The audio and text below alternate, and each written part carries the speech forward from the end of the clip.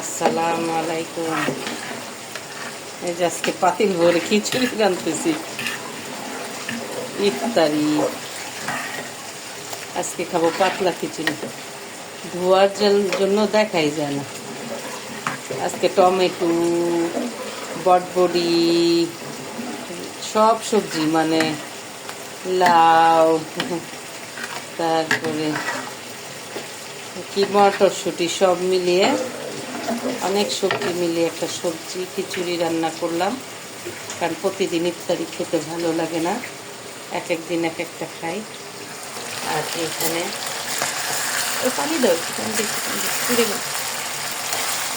এইখানে হলো মুরগির মাংস আর চিংড়ি মাছের ভর্তা, টাকি মাছের ভর্তা আর খিচুড়ি। আর কি একটু দে, অল্প একটু দে, লাগাই।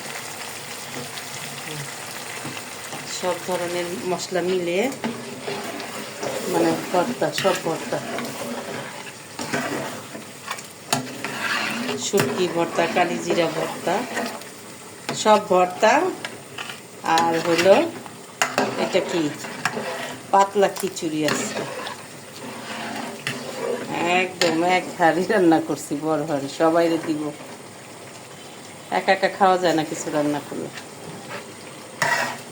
তো পাতাকপি, গাজর, টমেটো, বটবডি, আলু, তারপর আর কি দিছিস সিম, তারপরে আর কি দিছিস মটরশুঁটি, তারপর আর কি দিছিস গাজর তো বলছি, লাউ, তারপর টমেটো, সব মিলিয়ে ধইনা পাতা দিয়ে সুন্দর করে মজার খিচুড়ি।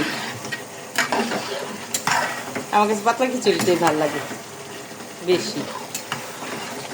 খিচুড়িটা এখনো হয় নাই, অনেক আর হবে। আর এখানে তো মাংস হচ্ছে, মাংস দিয়ে খাওয়া হবে। আলহামদুলিল্লাহ, আলহামদুলিল্লাহ।